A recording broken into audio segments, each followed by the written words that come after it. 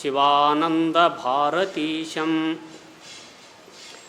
ಅದ್ವೈತ ಸಾರ್ವಭೌಮ ಸುಜ್ಞಾನ ಚಕ್ರವರ್ತಿ ಜಗದ್ವಂದ್ಯ ಜಗದ್ಗುರು ಸಿದ್ಧಾರೂಢರ, ಜಗದ್ಗುರು ಗುರುನಾಥಾರೂಢರ, ಜಗದ್ಗುರು ವೀರಭದ್ರ ಮಹಾಸ್ವಾಮೀಜಿಯವರ ಚರಣಾರವಿಂದಗಳಲ್ಲಿ ನತಮಸ್ತಕನಾಗಿ ಶರನ್ನವರಾತ್ರಿಯ ಮಹಾಮಹೋತ್ಸವದ 7ನೇ ದಿವಸದ ಶುಭ ಪ್ರಾತಃ ಕಾಲದ ಇಂದಿನ ಬ್ರಹ್ಮಸಭೆಯ ದಿವ್ಯ ಸಾನ್ನಿಧ್ಯ ಸ್ಥಾನದಲ್ಲಿ ವಿರಾಜಮಾನರಾದ ನಮ್ಮ ನಿಮ್ಮೆಲ್ಲರ ಆರಾಧ್ಯ ದೈವ ವಿಶ್ವಕುಟುಂಬಿ ನಿರಾಭಾರಿ ದೇಶಿಕೋತ್ತಮ ಮಾತನಾಡುವ ನಡೆದಾಡುವ ದೇವರೆಂದೇ ಪ್ರಖ್ಯಾತಿಯನ್ನು ಪಡೆದಿರುವ ಶಂಭುಲಿಂಗ ಸ್ವರೂಪಿಗಳಾಗಿರುವ ಜಗದ್ಗುರು ಅಪ್ಪಾಜಿಯವರ ಅಡಿದಾವರಿಗಳಿಗೆ ವಂದಿಸುತ್ತಾ, ಪರಮಪೂಜ್ಯ ವಿದ್ಯಾನಂದ ಭಾರತಿ ಅಪ್ಪಂಗಳವರ, ಪರಮಪೂಜ್ಯ ಪರಮಾತ್ಮಾನಂದ ಮಹಾಸ್ವಾಮೀಜಿಯವರ, ಪರಮಪೂಜ್ಯ ಸಚ್ಚಿದಾನಂದ ಮಹಾಸ್ವಾಮೀಜಿಯವರ ಹಾಗೂ ಮಲೇಶ್ವರ ಶರಣರ ಚರಣಾರವಿಂದಗಳಿಗೆ ವಂದಿಸುತ್ತಾ, ಸದ್ಗುರುದೇವನ ದರ್ಶನ ಆಶೀರ್ವಾದದಿಂದ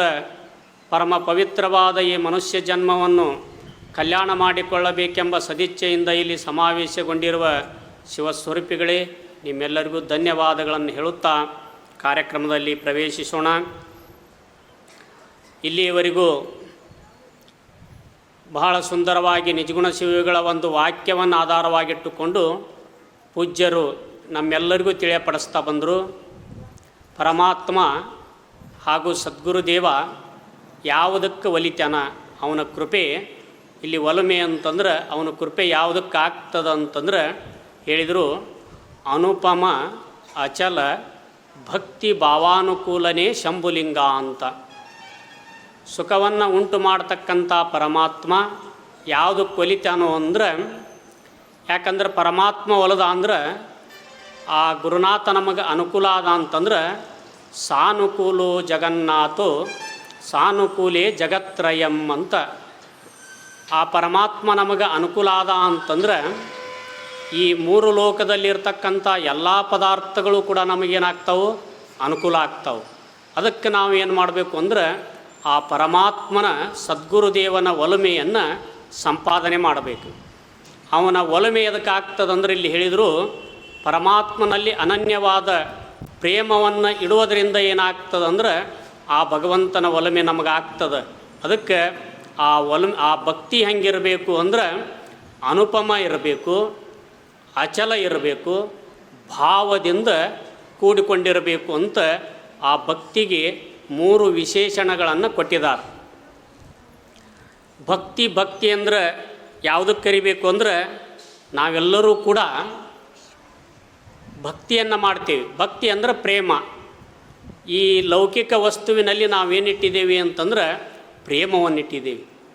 ಈ ಪ್ರೇಮ ಭಕ್ತಿ ಅಂತ ಹೇಳಿಸ್ಕೊಳ್ತತ್ತನಂದ್ರೆ ಭಕ್ತಿ ಅಂತ ಹೇಳಿಸ್ಕೊಳ್ಳೋದಿಲ್ಲ. ನಾವು ಹಣದ ಮೇಲೆ ಪ್ರೇಮವನ್ನಿಟ್ರೆ ಅದೇನಾಗ್ತದೆ ಅಂದ್ರೆ ಲೋಭ ಆಗ್ತದೆ. ದ್ರವ್ಯದ ಮೇಲೆ ಪ್ರೇಮ ಇಡ್ತೀವಲ್ಲ ಅದೇನಾಗ್ತದೆ, ಲೋಭ ಆಗ್ತದೆ. ಮಗನ ಮೇಲೆ ಪ್ರೇಮವನ್ನಿಟ್ರೆ ಅದು ಮೋಹ ಆಗ್ತದೆ. ಸತಿ ಇತ್ಯಾದ ವಸ್ತುವಿನಲ್ಲಿ ಪ್ರೇಮವನ್ನಿಟ್ರೆ ಅದಕ್ಕೆ ಏನಂತ ಕರಿತಾರೋ, ಕಾಮ ಅಂತ ಕರಿತಾರೆ. ಇದೇ ಚಿತ್ತವೃತ್ತಿಯನ್ನು ನಾವು ಎಲ್ಲಿಡಬೇಕು ಅಂತಂದ್ರೆ ಪರಮಾತ್ಮನಲ್ಲಿಡಬೇಕು, ಸದ್ಗುರುದೇವನ ಅಡಿಯಲ್ಲಿಡಬೇಕು. ಇದಕ್ಕೇನಂತ ಕರಿತಾರೋ ಅಂತಂದ್ರೆ ಭಕ್ತಿ ಅಂತ ಕರೆದರು. ಅದಕ್ಕೆ ಈಶ್ವರೇ ಪರಾನುರಕ್ತಿ ಭಕ್ತಿರಿತ್ಯಭಿ ದೀಯತೆ. ಯಾವುದಕ್ಕೆ ಭಕ್ತಿ ಅಂತ ಕರಿಬೇಕು ಅಂದ್ರೆ ಭಗವಂತನಲ್ಲಿ ಪರಾನುರಕ್ತಿ. ಅನುರಕ್ತಿ ಅಂತಂದ್ರೆ ಪ್ರೇಮ, ಪರಾನುರಕ್ತಿ ಅಂತಂದ್ರೆ ಅನನ್ಯವಾಗಿರ್ತಕ್ಕಂಥ ಪ್ರೇಮ, ಅಲೌಕಿಕವಾಗಿರ್ತಕ್ಕಂಥ ಪ್ರೇಮ. ಹೇಗೆ ಶ್ರೀಕೃಷ್ಣ ಪರಮಾತ್ಮನ ಮೇಲೆ ಮೀರಾಬಾಯಿ ಭಕ್ತಿಯನ್ನು ಮಾಡಿದ್ಲು, ಗೋಪಿಕಾ ಸ್ತ್ರೀಯರು ಭಕ್ತಿಯನ್ನು ಮಾಡಿದರು. ಈ ರೀತಿಯಾಗಿರ್ತಕ್ಕಂಥ ಅಲೌಕಿಕ ಪ್ರೇಮ ಏನದಲ್ಲ, ಈ ಅಲೌಕಿಕ ಪ್ರೇಮಕ್ಕೆ ಏನಂತ ಕರಿತಾರೋ ಅಂತಂದ್ರೆ ಭಕ್ತಿ ಅಂತ ಕರಿತಾರೆ. ಈ ಭಕ್ತಿ ಹೇಗಿರಬೇಕು ಅಂತಂದ್ರೆ ಮೊದಲು ಹೇಳಿದರು ಅನುಪಮ ಅಂತಂದ್ರೆ ಹೋಲಿಕೆ ಕೊಡಾಕೆ ಬರಬಾರ್ದು, ಉಪಮಾ ಕೊಡಾಕೆ ಬರಬಾರ್ದು. ಹಂಗೆ ಭಕ್ತಿ ನಾವು ಮಾಡಬೇಕು ಅಂತ ಹೇಳಿದರು. ಹೆಂಗಂದ್ರೆ ಬೇಡರ ಕಣ್ಣಪ್ಪ ಮಾಡಿದ, ಶಿರ್ಯಾಳ ಶೆಟ್ಟಿ ಭಕ್ತಿಯನ್ನು ಮಾಡಿದ. ಯಾಕಂದರೆ ಕೆಲವೊಂದು ವಸ್ತುಗಳಿಗೆ ಹೋಲಿಕೆ ಕೊಡಾಕೆ ಬರೋದಿಲ್ಲ. ಗಗನಂ ಗಗನಾಕಾರಂ ಸಾಗರಂ ಸಾಗರೋಪಮ ರಾಮರಾವಣಯೋರ್ಯುದ್ಧ ರಾಮರಾವಣಯೋರಿವ ಅಂತ ಸಂಸ್ಕೃತದಲ್ಲಿ ಒಂದು ಶ್ಲೋಕ ಅದ. ಗಗನಂ ಗಗನಾಕಾರಂ. ಆಕಾಶ ಹೆಂಗದ ಅಂತ ಕೇಳಿದರೆ ಏನು ಉತ್ತರ ಹೇಳ್ತೀವಿ ನಾವು? ನಮ್ಮ ಮನೆ ಅಥವಾ ನಮ್ಮ ಊರು ಆಕಾಶದಂಗೆ ಈ ಇನ್ನೊಂದು ಊರು ಆಕಾಶ ಅಂತ ಹೇಳ್ತೀವನು. ಆಕಾಶ ಒಂದೇ ಅದ, ಆಕಾಶ ಎರಡಿಲ್ಲ. ಆಕಾಶ ಹೆಂಗದ ಅಂತಂದ್ರೆ ಗಗನಂ ಗಗನಾಕಾರಂ. ಇನ್ನು ಸಮುದ್ರ ಹೆಂಗತಂದ್ರೆ ಸಮುದ್ರದಂಗೆ ಅದ. ರಾಮ ರಾವಣರ ಯುದ್ಧ ಹೆಂಗದ ಅಂದ್ರೆ ಅವರಂಥ ಯುದ್ಧ ಯಾವ ಯುದ್ಧನೂ ನಡೆದಿಲ್ಲ. ಅದಕ್ಕೆ ರಾಮರಾವಣರ ಯುದ್ಧ ರಾಮ ರಾವಣ ಯೋರಿವ ಅಂತ ಹೆಂಗೆ ಇವಕ್ಕೆ ದೃಷ್ಟಾಂತ ಕೊಡಕ್ಕೆ ಬರೋದಿಲ್ಲೋ ಹಂಗೆ ನಾವು ಮಾಡುವ ಭಕ್ತಿಗೆ ದೃಷ್ಟಾಂತ ಕೊಡಕ್ಕೆ ಬರಬಾರ್ದು. ಆಮೇಲೆ ಹೀಗೆ ಅನುಪಮ ಆಗಿರಬೇಕು, ಇನ್ನು ಅಚಲ ಆಗಿರಬೇಕು. ಶಂಕರ ಭಗವತ್ಪಾದರು ಇದನ್ನು ಹೇಳಿದರು, ಸುದೃಢೋ ಸರ್ವತೋ ಅಧಿಕ ಸ್ನೇಹ ಸಾಚ ಭಕ್ತಿ ತಯಾ ಮುಕ್ತಿ ನಚ ಅನ್ಯತಾ ಅಂತ ಒಂದು ಕಡೆ ಆಚಾರ್ಯ ಹೇಳಿದರು. ನಾವು ಮಾಡ್ತಕ್ಕಂಥ ಭಕ್ತಿ ಹೆಂಗಿರ್ಬೇಕಂದ್ರೆ ಸುದೃಢೋ, ಮೊದಲನೇ ಪದ ಇಟ್ಟರವರು ದೃಢವಾಗಿರ್ಬೇಕು, ಗಟ್ಟಿರಬೇಕು. ಸುಖವೇ ಬರಲಿ ದುಃಖವೇ ಬರಲಿ ನಾವು ಇಟ್ಟಿರ್ತಕ್ಕಂಥ ಗುರುಪಾದದಲ್ಲಿ ಪರಮಾತ್ಮನಲ್ಲಿ ಇಟ್ಟಿರ್ತಕ್ಕಂಥ ನಮ್ಮ ಭಾವ ಏನದಲ್ಲ, ನಮ್ಮ ಮನಸ್ಸು ಅಳಗಾಡಬಾರ್ದು. ಮೈ ಚಾನನ್ಯ ಯೋಗೇನ ಭಕ್ತಿರವ್ಯ ವಿಚಾರಿಣಿ. ಶ್ರೀಮದ್ ಭಗವದ್ಗೀತೆಯಲ್ಲಿ ಪರಮಾತ್ಮ ಹೇಳ್ಕೊಂಡು ಬಂದಿದ್ದಾನೆ. ಎಂಥ ಭಕ್ತಿಯನ್ನು ಮಾಡು ಅಂದ್ರೆ ಮೈ ಚಾನನ್ಯ ಯೋಗೇನ. ಮೈ ಅಂತಂದ್ರೆ ನನ್ನಲ್ಲಿ. ಎಂಥ ಭಕ್ತಿಯನ್ನು ಮಾಡು ಅಂದ್ರೆ ಅನನ್ಯ ಯೋಗ ಅಂತಕ್ಕಂಥ ಭಕ್ತಿಯನ್ನು ಮಾಡು. ಪರಮಾತ್ಮನನ್ನು ಬಿಟ್ಟು ಇನ್ನೊಂದು ವಸ್ತುವೇ ಇಲ್ಲ, ಪರಮಾತ್ಮನೇ ಎಲ್ಲ ಅಂತಕ್ಕಂಥ ಭಕ್ತಿ ನಮ್ಮಲ್ಲಿರಬೇಕು. ಮೇರೇ ತೋ ಗಿರಿಧರ ಗೋಪಾಲ್ ದುಸರಾನ ಕೋಯಿ. ಯಾವ ಮೀರಾಬಾಯಿ ಹೇಳ್ತಾಳೆ, ಶ್ರೀಕೃಷ್ಣ ಪರಮಾತ್ಮನನ್ನು ಬಿಟ್ಟು ಈ ಪ್ರಪಂಚದಲ್ಲಿ ಇನ್ನೊಂದು ವಸ್ತು ಇಲ್ಲ ಅಂತ ಹೆಂಗೆ ಮೀರಾಬಾಯಿ ತಿಳ್ಕೊಂಡಿದ್ದಲ್ಲ, ಹಂಗೆ ನಾವು ಭಕ್ತಿಯನ್ನು ಮಾಡಬೇಕು. ನಾವೇನು ಮಾಡ್ತೀವಿ ಅಂದ್ರೆ ಸುಖ ಬಂದಾಗ ಭಕ್ತಿ ಮಾಡ್ತೀವಿ, ಕಷ್ಟ ಬಂದಾಗ ಬಿಟ್ಟು ಬಿಡ್ತೀವಿ.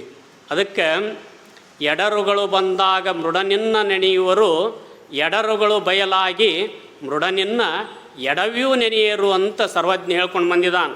ನಾವು ಕಷ್ಟ ಬಂತು ಅಂತಂದ್ರೆ ಪರಮಾತ್ಮನ ಭಕ್ತಿಯನ್ನು ಮಾಡ್ತೀವಿ. ತೊಂದರೆ ಬಂದಾಗ ಗುರುಗಳ ಹತ್ತಿರ ಬರ್ತೀವಿ, ದೇವಸ್ಥಾನಕ್ಕೆ ಬರ್ತೀವಿ, ಎಲ್ಲ ಮಾಡ್ತೀವಿ. ಆ ಸ್ವಲ್ಪ ಆ ಪುಣ್ಯದ ಫಲದಿಂದ ಗುರುವಿನ ಅನುಗ್ರಹದಿಂದ ಆ ಕಷ್ಟ ಬಯಲಾತು ಅಂತಂದ್ರೆ ನಾವೇನು ಮಾಡ್ತೀವಿ ಅಂತಂದ್ರೆ ಎಡವಿನೂ ಕೂಡ ಶಿವ ಶಿವ ಅನ್ನೋದಿಲ್ಲ. ಅದಕ್ಕೆ ಹಂಗೆ ಮಾಡಬಾರ್ದು. ನಮಗೆ ಸುಖವೇ ಇರಲಿ ದುಃಖವಿರಲಿ ನಾವು ಇಟ್ಟಂಥ ಭಕ್ತಿ ಪ್ರೇಮ ಏನಿರ್ಬೇಕಂದ್ರೆ ಗಟ್ಟಿಯಾಗಿರ್ಬೇಕಂತ ಹೇಳಿದರು. ಆಮೇಲೆ ಹೆಂಗಿರಬೇಕು ಅಂದ್ರೆ ಅದು ಭಾವದಿಂದ ಕೂಡ್ಕೊಂಡಿರ್ಬೇಕು. ಆ ಭಾವ ಇತ್ತು ಅಂತಂದ್ರೆ ಎಲ್ಲಿ ಭಾವದಲ್ಲ ಅಲ್ಲೇ ಭಗವಂತದನ. ಆದ್ದರಿಂದ ಸಿದ್ಧಾರೂಢರಲ್ಲಿ ನೋಡ್ರಿ, ಯಾವ ತುಕ್ಕಪ್ಪ ಭಕ್ತಿಯನ್ನಿಟ್ಟಿದ್ದ ಸಿದ್ಧಾರೂಢರಲ್ಲಿ ಎಂಥ ಭಕ್ತಿಯನ್ನಿಟ್ಟಿದ್ದ ಅಂದ್ರೆ ನವರಾತ್ರಿ ಸಮಯದಲ್ಲಿ ಮನೆಗೆ ಕರ್ಕೊಂಡು ಬಂದು 9 ದಿವಸ ಸಿದ್ಧಾರೂಢ ಅಜ್ಜರು ಪೂಜಾ ಮಾಡ್ತಾಯಿದ್ದ. ಅವನ ಮಗ ಹನುಮಂತನಿಗೆ ಏನಾಯಿತು ಅಂತಂದ್ರೆ ಆರಾಮಿರಲಿಲ್ಲ, ಇನ್ನೇನು ಪ್ರಾಣ ಹೋಗ್ತದನನ್ನೋ ಪರಿಸ್ಥಿತಿ ಬಂತು. ಅಂಥ ಸಂದರ್ಭದಲ್ಲಿ ಹೆಣ್ತಿ ಅಂದ್ಲು, ಏನು ರೀ ಅಪ್ಪ ಅವ್ರನ್ನ ಕರ್ಕೊಂಡು ಬರಕ್ಕೆ ನೀವು ಹೊಂಟ್ರಿ, ಮಗ ಹನುಮಂತ ಇನ್ನೇನು ಸಾಯ್ತಾನ, ಅಂಥ ಪರಿಸ್ಥಿತಿ ಇದೆ, ಇಂಥ ಪರಿಸ್ಥಿತಿಯಲ್ಲೂ ಪೂಜಾ ಮಾಡೋದು ಹೆಂಗೆ, ಇದೊಂದು ವರ್ಷ ಬಿಟ್ಟು ಬಿಡೋನು ಅಂತಂದಾಗ, ಏ ಹುಚ್ಚಿ ಮಗನಿಗೋಸ್ಕರ ಗುರುವಿನನ್ನು ಬಿಡ್ತಾರೇನೋ ಅಂಥೇಳಿ ಬೇದು ಆ ಮಗನಿಗೆ ಹೇಳ್ತಾನೆ, ನೋಡಪ್ಪ ನಿನಗೆ ಜ್ವರ ಬಂದಾವು, ಒಂದು ವೇಳೆ ಪ್ರಾಣ ಹೋದರೂ ಸಿದ್ಧಾರೂಢ ಸಿದ್ಧಾರೂಢ ಅಂತೇಳಿ ಪ್ರಾಣ ಬಿಡು, ಸಿದ್ಧಾರೂಢ ಅಜ್ಜನ ಕರ್ಕೊಂಡು ಬಂದಾಗ ಪೂಜೆಗೆ ವಿಘ್ನ ಮಾಡಬೇಡ ಅಂತ ಹೇಳಿ ಆ ಮಗನ ಒಂದು ರೂಮ್ನ್ಯಾಗ ಹಾಕಿ ಮಲಗಿಸಿ ಏನು ಮಾಡಿದ ಅಂತಂದ್ರೆ ಮಠಕ್ಕೆ ಹೋದ. ಮಠಕ್ಕೆ ಹೋಗಿ ಸಿದ್ಧಾರೂಢ ಅಜ್ಜನ ಕರ್ಕೊಂಡು ಬರ್ತಾನೆ. ಸಿದ್ಧಾರೂಢ ಅಜ್ಜನ ಕರ್ಕೊಂಡು ಬಂದ ತಕ್ಷಣ ಏನಾಗ್ತದಂದ್ರೆ ಸಿದ್ಧಾರೂಢ ಅಜ್ಜನ ಸರ್ವಜ್ಞ ಪರಮಾತ್ಮ, ಸಾಕ್ಷಾತ್ ಪರಮಾತ್ಮನೇ ಈ ಲೋಕವನ್ನು ಉದ್ಧಾರ ಮಾಡಲಿಕ್ಕೆ ಬಂದಂಥ ಜಗದ್ಗುರು ಸಿದ್ಧಾರೂಢರಿಗೆ ಗೊತ್ತಾಗದ್ದೇನಿರ್ತದೆ. ಆವಾಗ ಸಿದ್ಧಾರೂಢರಂದ್ರಂತ, ಏ ತುಕ್ಕಪ್ಪ ನಿನ್ನ ಮಗ ಹನುಮಂತ ಎಲ್ಲಿದಾನು ಅಂತ ಕೇಳಿದ್ರೆ ಸಿದ್ಧಾರೂಢರು, ಯಪ್ಪ ಈಗ ಅವನ ಬಗ್ಗೆ ವಿಚಾರ ಮಾಡೋದು ಬೇಡ, ಈಗ ಪೂಜಾ ಮಾಡೋನು, ಪೂಜಾ ಆದಮೇಲೆ ಆಮೇಲೆ ಅವನ ಬಗ್ಗೆ ವಿಚಾರ ಮಾಡೋನು ಅಂತಂದಾಗ, ಏ ಇಲ್ಲ ನಾ ಮೊದಲು ಅವ್ನು ನೋಡಬೇಕು, ಎಲ್ಲಿದಾನ ಬಾ ಅಂತ ಹೇಳಿ ಸಿದ್ಧಾರೂಢರು ಕರ್ಕೊಂಡು ಹೋದ್ರಂತ. ಆ ಮಗನನ್ನು ಒಂದು ರೂಮ್ನ್ಯಾಗ ಹಾಕಿ ಮಲಗಿಸಿದ್ರು. ಇನ್ನೇನು ಪ್ರಾಣ ಹೋಗೋ ಪರಿಸ್ಥಿತಿ ಬಂದಿತ್ತು. ಅವನು ಕೂಡ ಎಷ್ಟು ನಿಷ್ಠ ಇತ್ತು ಅಂದ್ರೆ ಸಿದ್ಧಾರೂಢರ ಮೇಲೆ ಎಲ್ಲ ಶಕ್ತಿ ನಿಂತು ಹೋಗಿತ್ತು. ಆದರೆ ಉಸಿರಷ್ಟ ಪ್ರಾಣ ಅಷ್ಟ ಇತ್ತು. ಸಿದ್ಧಾರೂಢ ಸಿದ್ಧಾರೂಢ ಅಂತಿತ್ತು ಆ ಹುಡುಗ. ಆವಾಗ ಸಿದ್ಧಾರೂಢರು ಏನು ಮಾಡಿದರು ಅಂತಂದ್ರೆ ಆ ಹುಡುಗನಿಗೆ ತಮ್ಮ ವರದ ಹಸ್ತದಿಂದ ಅವನ ಮೇಲೆ ಕೈ ಆಡಿಸಿದರು. ಆ ಯಾವ ಹನುಮಂತ ಏನು ಮಾಡಿದ ಅಂತಂದ್ರೆ, ಇನ್ನೇನು ಪ್ರಾಣ ಹೋಗಬೇಕು ಅಂಥ ಹುಡುಗ ಎದ್ದು ಕುಂತ ಆಮೇಲೆ ಸಿದ್ಧಾವಳಜ್ಜವ್ರ ಪೂಜೆ ಆಯಿತು. ಎದ್ದು ಬಂದು ಆ ಮಂಟಪದವರೆಗೂ ಆ ಹುಡುಗ ಎದ್ದು ಬಂದು ಸಿದ್ಧಾವಳಜ್ಜವ್ರಿಗೆ ನಮಸ್ಕಾರ ಮಾಡುವಂಥವನಾದ, ಪೂಜಾ ಮಾಡುವಂಥವನಾದ. ಇದರಿಂದ ಹೇಳಲಿಕ್ಕೆ ತಾತ್ಪರ್ಯ ಏನು ಅಂತಂದ್ರೆ, ಆ ಯಾವ ತುಕ್ಕಪ್ಪನಿಗೆ ನೋಡ್ರಿ, ಇನ್ನೇನ ಮಗ ಸಾಯ್ತಾನಂದರೂ ಕೂಡ ಜಗದ್ಗುರು ಸಿದ್ಧಾರೂಢರ ಭಕ್ತಿಯನ್ನು ಬಿಡಲಿಲ್ಲ. ಹಂಗೆ ಗುರುವಿನಲ್ಲಾಗಲಿ ಪರಮಾತ್ಮನಲ್ಲಿ ಆಗಲಿ ನಾವು ಅನನ್ಯ ಪ್ರೇಮವನ್ನು, ಅನನ್ಯ ಭಕ್ತಿಯನ್ನು ಇಟ್ವಿ ಅಂತಂದ್ರೆ ಆ ಸದ್ಗುರುನಾಥ ನಮಗೆ ಒಲಿತಾನ.